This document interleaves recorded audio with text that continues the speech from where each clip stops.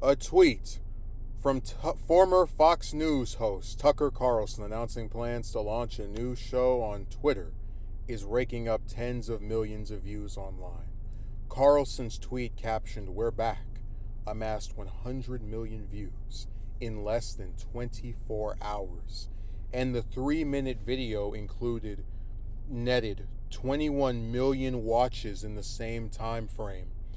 During his short message, Carlson did not address his ouster from Fox, but he offered a critique of the news media more generally, saying amazingly that, as of tonight, there aren't many platforms left that allow free speech, and lauding Twitter as a place where our national conversation has long incubated and developed.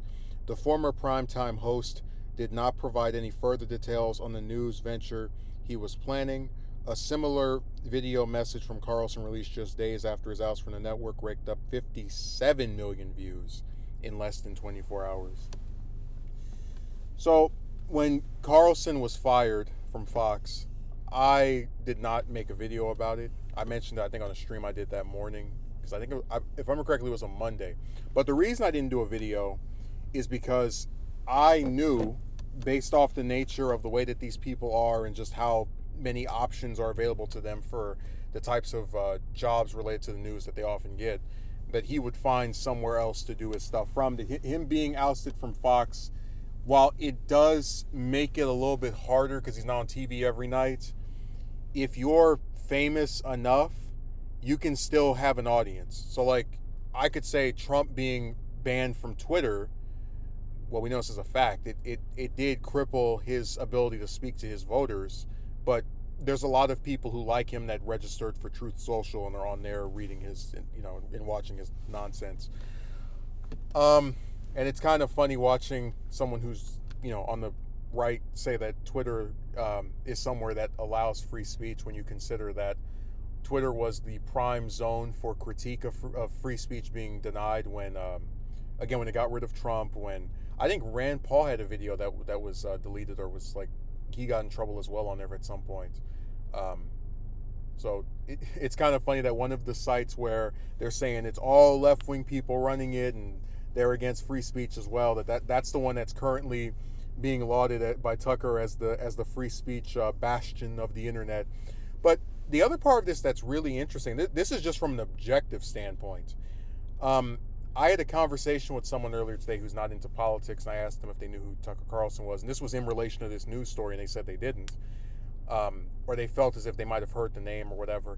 And I was really surprised by that, because, so like, if somebody gets 1 million views in a YouTube video, that's in general amazing. Most videos don't come anywhere close to getting that amount of views.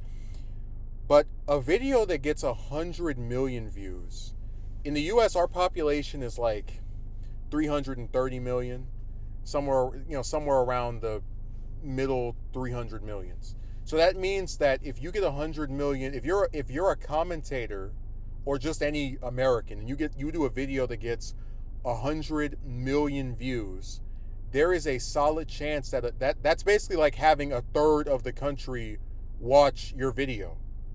Like, that video has more views than the number of people who voted for either major party candidate in the last presidential election.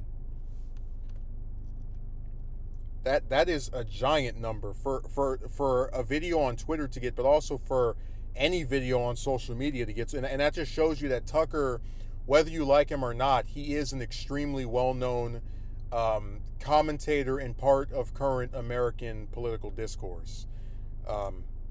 I mean, I still can't believe that little tiny video that really doesn't even reveal that much about what happened. Like, I could see if it was a tell-all, because generally the idea is the more information you release, the more people are going to flock to it and try to figure out what's going on. He puts up this little crappy video that barely even explains what happened. It's just, the general jargon of, oh, my free speech and, our discourse is being stopped or whatever. And it's able to amass this video that's really not explaining all of what happened, a very, very respectable number of views that just, it blows anything most people get online out of the water. Like, he's got more views in that video than people have on their whole channel, myself included. But it's just really amazing that someone who's that well known to where they're getting a video with 100 million views, there's still people who like don't know who that is. I don't know. That's not even about him. That's just me observing something. But that's a really just giant number, and I didn't cover him getting fired because, like I said, I knew he would find somewhere else to do his stuff from. And if he does a Twitter show, I think if they're little segments or clips, people will tune in because he is someone who has shown that they can amass a lot of attention even if you take Fox away. So, well, we already explained the Fox stuff was more so over Murdoch, and you know that's not even about him like having some message that they're trying to suppress. But yeah, he's someone who's going to be around and be relevant and noticed and watched for a long time. And there's a lot of cons to that. We talked about the Ilhan Omar story where she was saying that he sows hatred, which I don't think is entirely incorrect, but you know, like him or hate him, he's here to stay, and he's going to keep being watched by people.